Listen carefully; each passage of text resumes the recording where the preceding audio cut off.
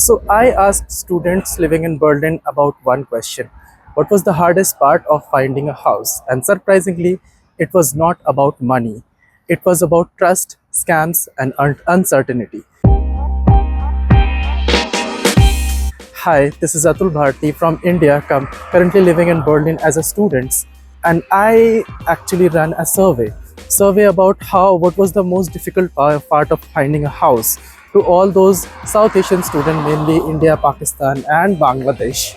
And it's interestingly, it was the answers were kind of really unexpected. Where I asked student about some of the very important question, like what was the first leads that in finding a house, what was the whole situation, whom to ask, in which companies to apply, did you contacted with some kind of a reference or something.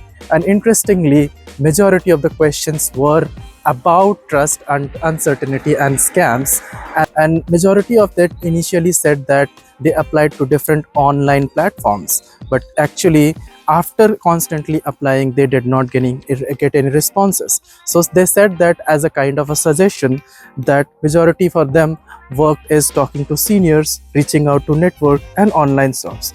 And some responses were literally like they were in panic, clueless, losing my mind, and talking, and that's the starting point for many people. So where actually students searched? From the survey, the student used Berlinovo, STW, like sharing apartments, referrals, platforms like Housing Anywhere, and so on. And let me tell you, Housing Anywhere has some of the very brilliant and good listing. Like for example, in Mitte, you can find a studio apartment for 250 euros. And that's actually laughable because Mitte is one of the posh areas of Berlin, and you cannot actually find 250 euros studio apartment. So that's how scams started.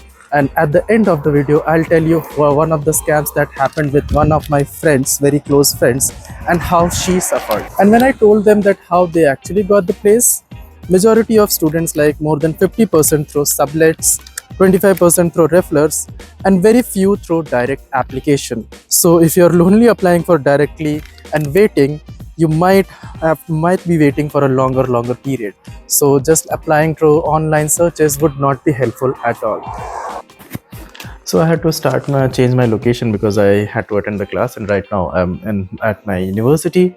So let's start the content. What most people think, what the starting process or what the general process of finding a house actually.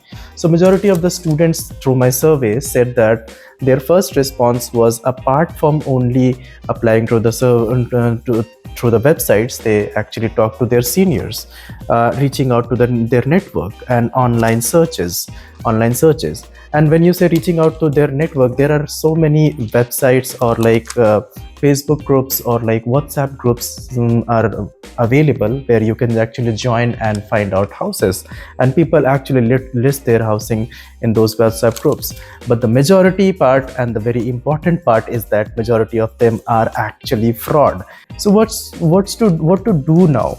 The best part is that when you find a housing, you do not pay before actually viewing the house. So what do you do? Because you are in India, you cannot go and check the housing. So that's how you connect with your network. In my case, when I was applying to different websites, I did not get the response. I got into WhatsApp groups and I found a housing, and I asked one of my seniors to actually go and do a physical survey whether the house is actually available there or not. And that's how I got my first apartment here in Berlin. And it was not like a personal studio apartment.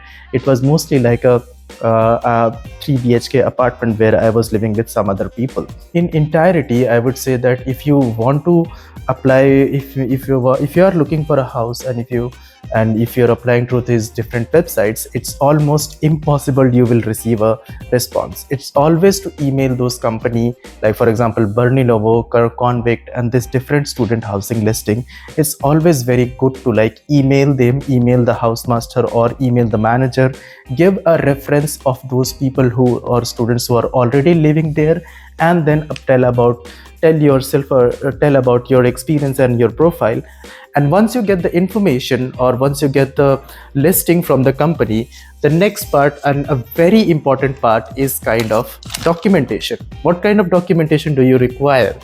University offer letter, passport, visa, bank statement, blocked account, and one of the most issue thing on the document is Anmeldung. What is an Anmeldung? It's like a city's registration where it's to get the registered in your city and to get the tax ID. It's always important and necessary to get the Anmeldung, because through Anmeldung only you will get the city registration.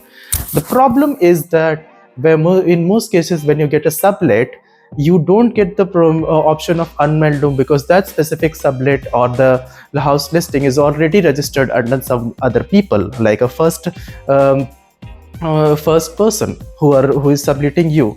So majority of the time, if you get a sublet, you won't get the Anmeldung process, or you'll have to think about some other ways to get Anmeldung.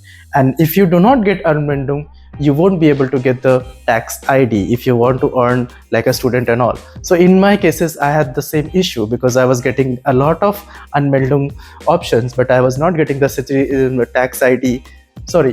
I was getting a lot of sublet issue options, but I was not getting the Anmeldung, and because of that I had to reject many options. The next issue is rent, because majority of time whenever we talk about getting a house in somewhere, we talk about rent. But here, as I said, that majority of the students in my survey said that rent was not an issue for them.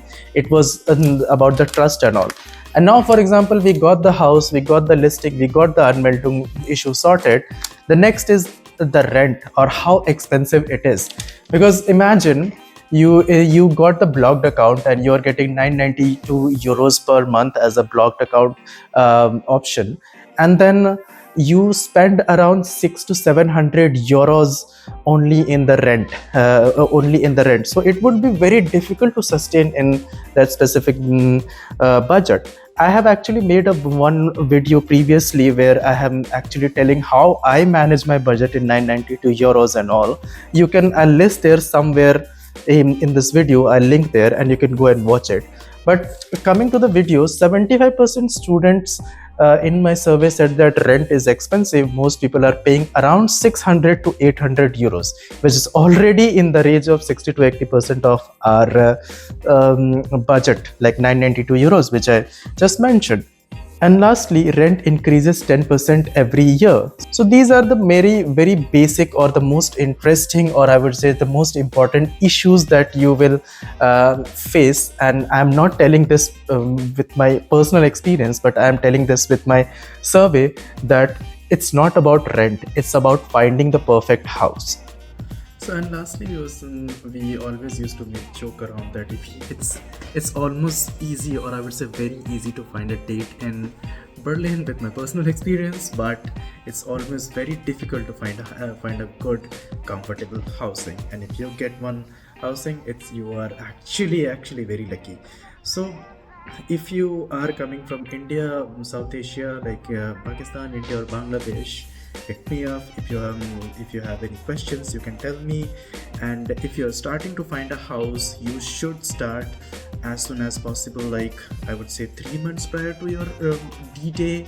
And if you're coming to Berlin, don't just search for housing, prepare for the whole process, because it takes time. For example, in my case, I found a housing like just 15 days before my D-Day, or like the travel date. So you can understand how difficult it could be. And if you do not find a housing, you don't want to be homeless coming in here in Berlin.